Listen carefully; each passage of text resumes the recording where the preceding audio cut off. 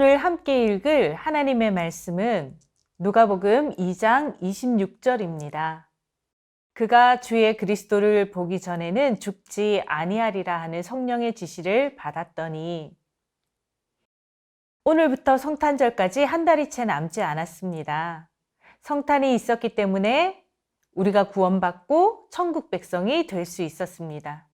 예수님께서 아기의 모습으로 이 땅에 오시지 않았다면 우리는 여전히 죄의 종이 되어 살아가고 있을 것입니다.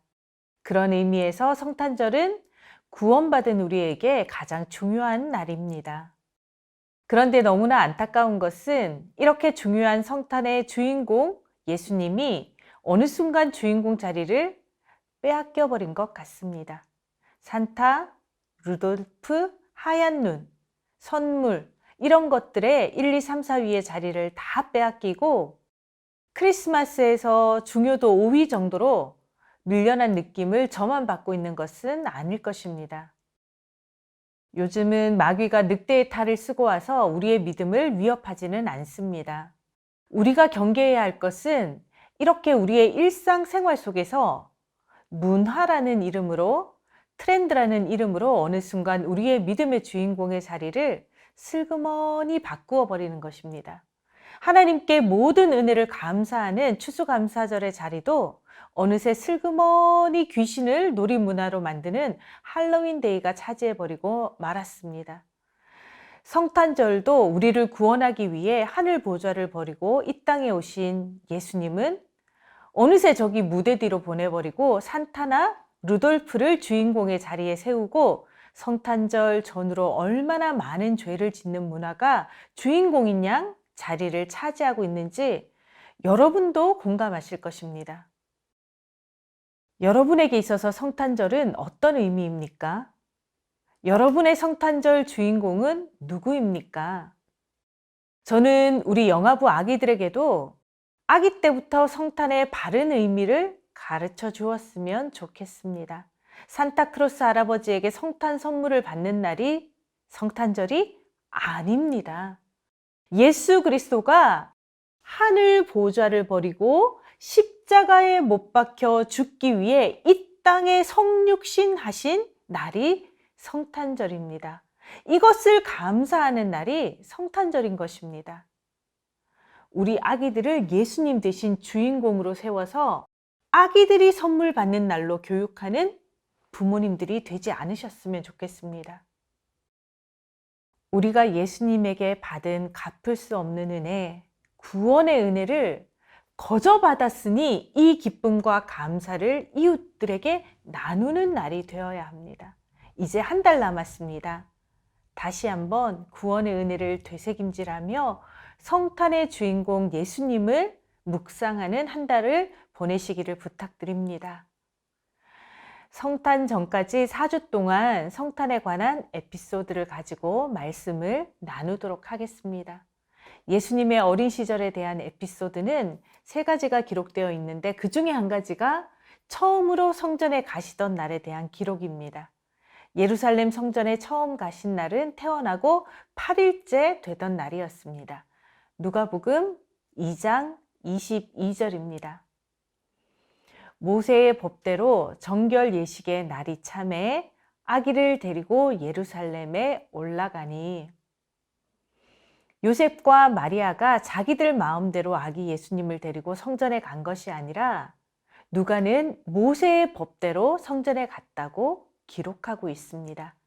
레위기 12장에 보면 출산 이후에 진행되는 정결 예식이 기록되어 있습니다. 요셉과 마리아는 레위기 말씀대로 성전에 나와서 하나님께 제사를 드리며 예수님을 하나님께 드렸습니다.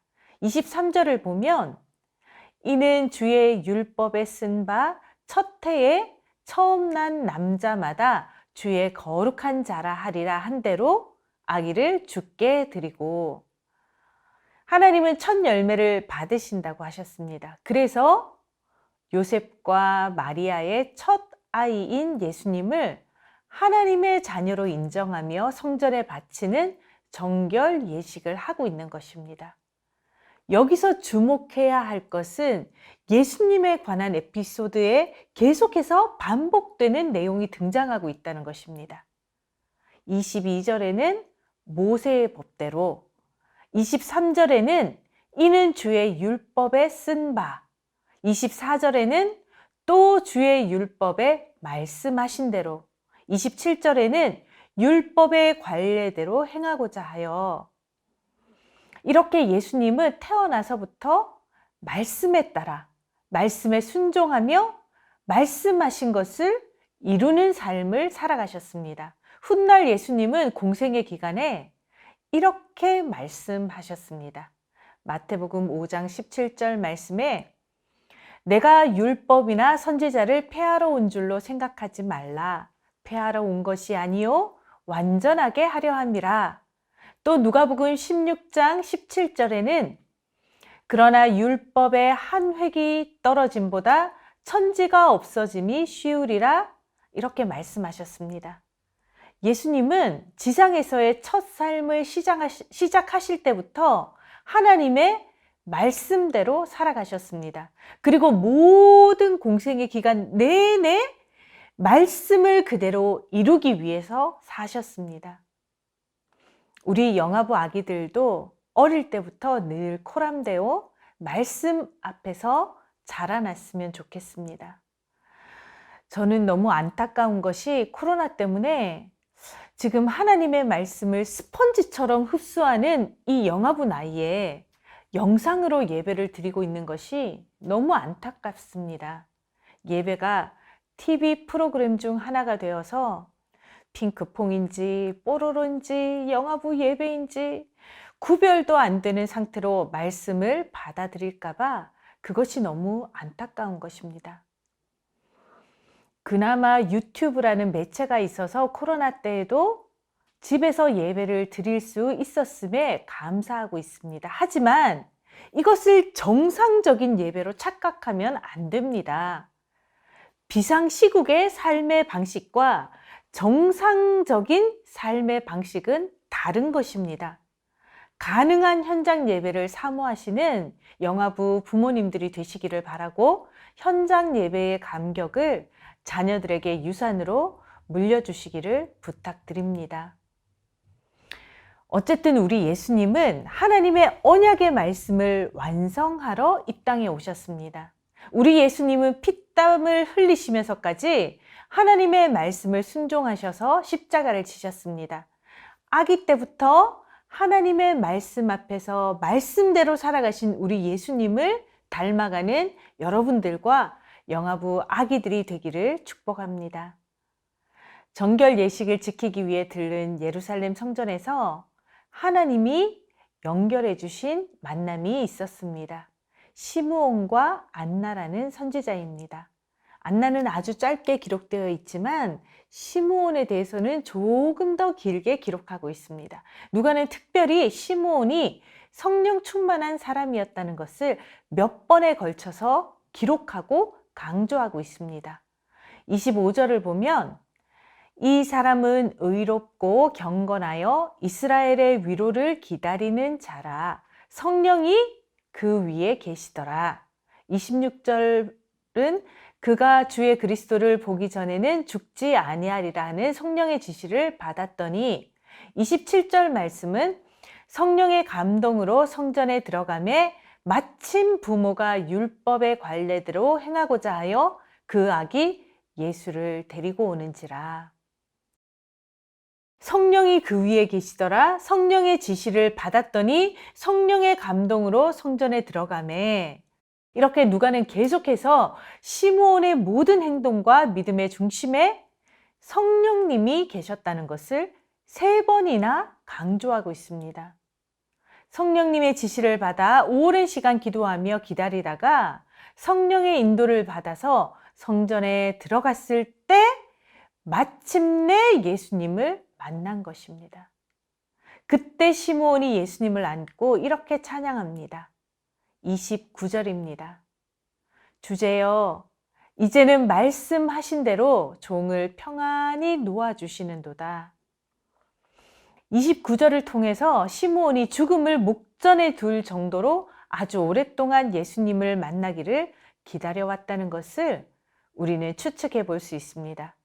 그리스도를 보기 전에는 죽지 아니하리라는 말씀을 받았기 때문에 육신이 쇠약하여 죽음을 앞두고도 죽지 못하고 있었는데 이제야 약속한 말씀이 이루어져 죽을 수 있게 되었다는 것입니다. 얼마나 오래 기다렸으면 그리스도를 품에 처음 안고 터져나온 찬송이 이제는 종을 평안히 놓아주시는도다 라는 말인 것입니다.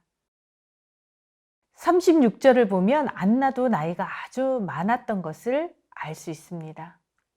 또 아셀 지파 나누엘의 딸 안나라 하는 선지자가 있어 나이가 매우 많았더라.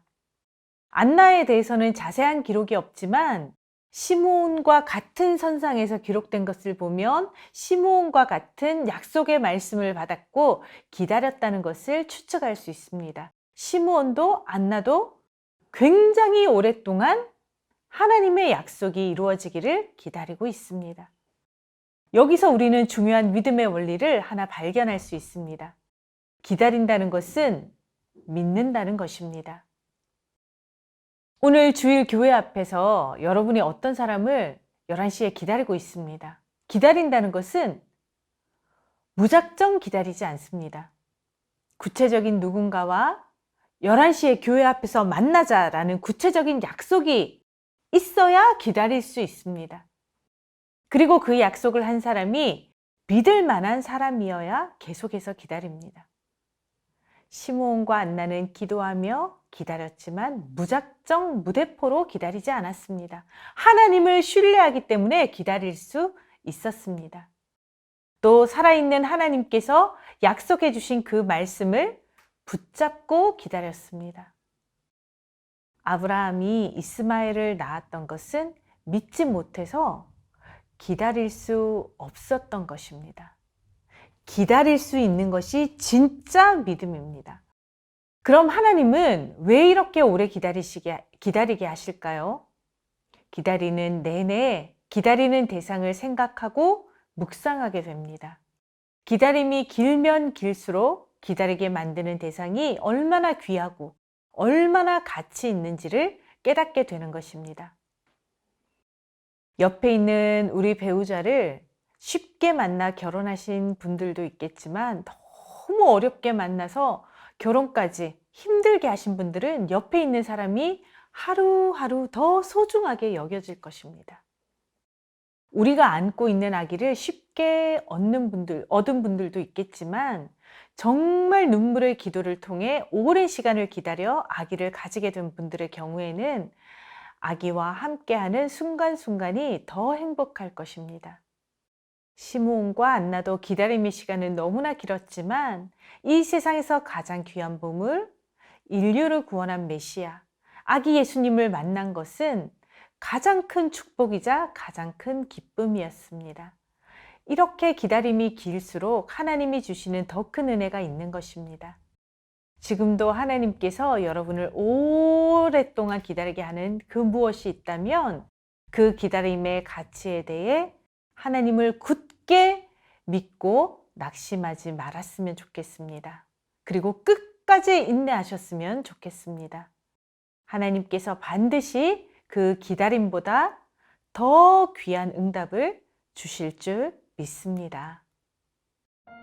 이 시간 우리 함께 자녀를 위한 축복 기도문을 읽으며 기도하겠습니다. 사랑하는 하나님 아버지, 우리 가정이 성탄절의 주인공이신 예수님만 기다리게 하옵소서. 우리 자녀가 마귀가 유혹하는 성탄 문화에 휩쓸리지 않게 하시고 오직 예수 그리스도만을 기억하며 구원의 은혜를 감사하는 성탄절을 보내게 하옵소서. 우리 자녀가 예수님처럼 아기 때부터 말씀을 늘 가까이 하고 말씀대로 순종하며 말씀 안에서 자라나게 하옵소서.